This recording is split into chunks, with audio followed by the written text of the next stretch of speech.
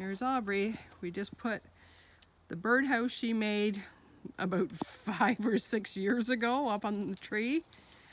And we put her cousin Peyton's up on that tree. Aubrey's excited. She caught a blue colored butterfly. When he opens his wings, he's like blue looking. Yeah. You can kind of see him between his wings right there.